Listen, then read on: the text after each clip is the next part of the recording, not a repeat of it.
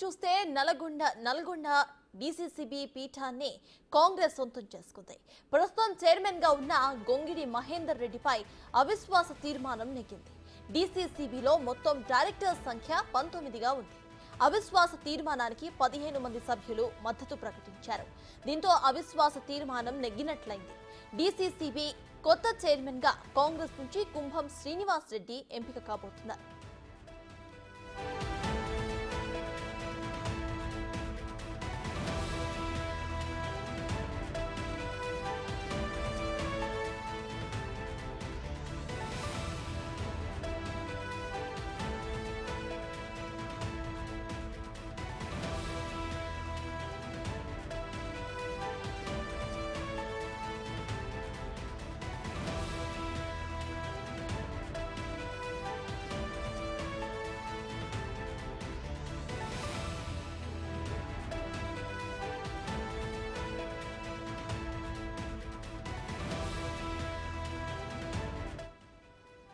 Nalgonda DCCB పీఠాన్ని కాంగ్రెస్ సొంతం చేసుకుంది. ప్రస్తుతం చైర్మన్ గా ఉన్న గొంగిడి మహేందర్ రెడ్డిపై అవిశ్వాస తీర్మానం నెగ్గింది. డీసీసీబీలో మొత్తం డైరెక్టర్ల సంఖ్య 19గా ఉంది. అవిశ్వాస తీర్మానానికి 15 మంది సభ్యులు మద్దతు ప్రకటించారు.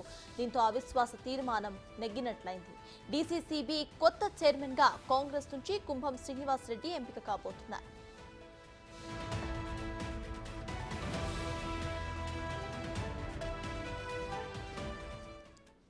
ఇదే విషయంపై పూర్తి డీటెయిల్స్ మా ప్రతినిధి పుల్లారావు లైవ్ లో అందించడానికి సిద్ధంగా ఉన్నారు.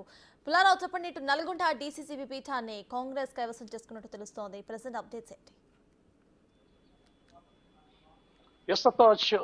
ఎంతో ఆసక్తి లేపినటువంటి డీసీసీబీ చైర్మన్ పీఠాన్ని కాంగ్రెస్ పార్టీ హస్తగతం చేసుకోవడం జరిగింది. డీసీసీబీ చైర్మన్ గా ఉన్నటువంటి బీఆర్ఎస్ పార్టీకి సంబంధించినటువంటి గొంగిడి మహేందర్ రెడ్డిపై ఈ రోజు అవిశ్వాస తీర్మానం ప్రవేశపెట్టగా దీనికి సంబంధించి 19 మంది డైరెక్టర్లు ఉన్నటువంటి డీసీసీబీలో 15 మంది డైరెక్టర్లు కూడా అవిశ్వాసానికి మద్దతు తెలపడంతో గొంగిడి మహేందర్ రెడ్డి యొక్క తీర్మానం ద్వారా అతను రిజైన్ చేసే పరిస్థితి తలెత్తిందని చెప్పవచ్చు. కాంగ్రెస్ పార్టీ తరఫున ఇక్కడ కుంభం శ్రీనివాస్ రెడ్డి చైర్మన్ గా అయ్యే అవకాశం మాత్రం స్పష్టంగా కనపడుతూ జరిగింది. ముఖ్యంగా ఈ యొక్క డీసీసీబీ చైర్మన్ పదవిని పీఠాన్ని దక్కించుకోవడం కోసం అని చెప్పేసి కాంగ్రెస్ పార్టీ చాలా కొంతకాలంగా కూడా అనేకటువంటి కసరత్తులు చేసినటువంటి పరిస్థితి ఉండడం జరిగింది. కాంగ్రెస్ పార్టీకి సంబంధించేసి ఉన్నటువంటి శ్రీనివాస్ రెడ్డి కేవలం ఒక్క సభ్యుడిగా మాత్రమే ఉండటం జరిగింది, కోఆప్షన్ మెంబర్ గా. తర్వాత జరిగినటువంటి ఎలక్షన్స్ లో అంటే అసెంబ్లీ ఎన్నికల తర్వాత బీఆర్ఎస్ పార్టీకి సంబంధించినటువంటి మొత్తం కూడా డైరెక్టర్లందరూ కూడా కాంగ్రెస్ పక్షాన చేరడం జరిగింది.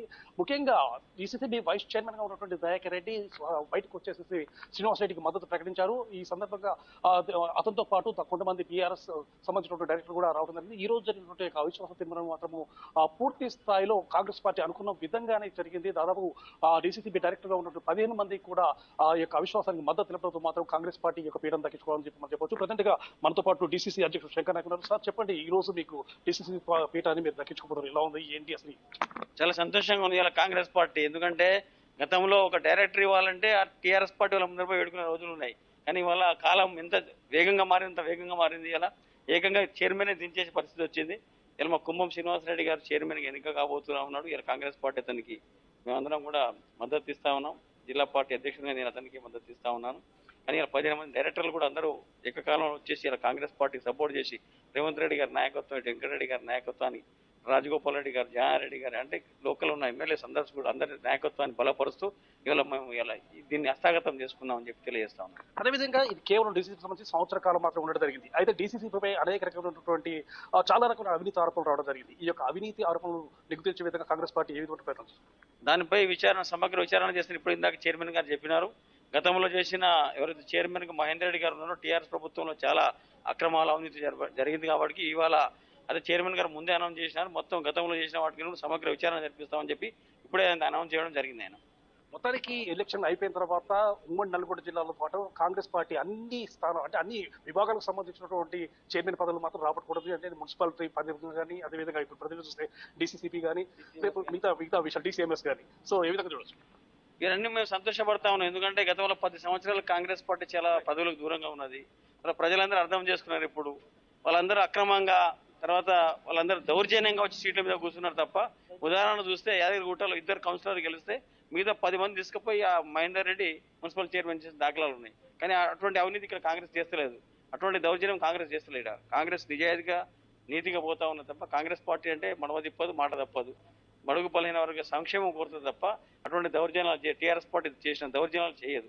ఇవాళ కాంగ్రెస్ పార్టీ వీళ్ళందరూ కూడా సభ్యులందరూ కలిసి మహేందర్ రెడ్డి మీద వ్యతిరేకతతోనే వచ్చినారు తప్ప మేము ఎవరు ప్రలోభాలకు కానీ తర్వాత వాళ్ళకి ఏమైనా ఎటువంటి అంటే బాధ కానీ హింస కానీ పెట్టలేదు. కానీ వాళ్ళందరూ మహేందర్ రెడ్డి మీద కేవలం వ్యతిరేకతతో వాళ్ళు వచ్చి ఇలా మన శ్రీనివాసరెడ్డికి స్వచ్ఛందంగా వచ్చి ఇలా శ్రీనివాసరెడ్డి గారిని ఇలా చైర్మన్ చేయడం జరుగుతున్నది.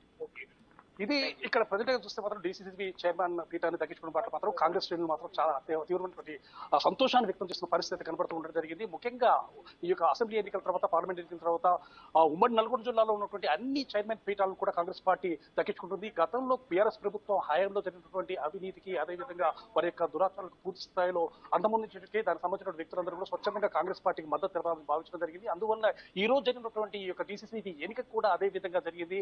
సో ఈ డీసీసీబీలో జరిగినటువంటి అక్రమాలను, అవినీతిని మొత్తం కూడా పూర్తి స్థాయిలో ఇప్పుడు కొత్తగా ఎన్నికల చైర్మన్ వెలుగులోకి తీసుకొస్తాడు, బాహ్య ప్రపంచానికి తెలియజెప్తాడు.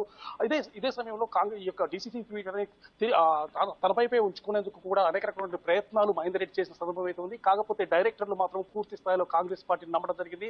కుంభం శ్రీనివాసరెడ్డి అయితే తప్పనిసరిగా డీసీసీకి సంబంధించి పూర్తి స్థాయి న్యాయం చేస్తాడని భావించి వారంతా వారు స్వచ్ఛందంగా కాంగ్రెస్ పార్టీకి మద్దతు తెలపడం జరిగింది. అందువల్ల డీసీసీబీ పీఠాన్ని మేము దక్కించుకోగలిగామని చెప్పేసి కూడా కాంగ్రెస్ నాయకులు చెప్తున్న పరిస్థితి అయితే ఉండడం జరిగింది. Saptaraj. Right, thank you Pullarao.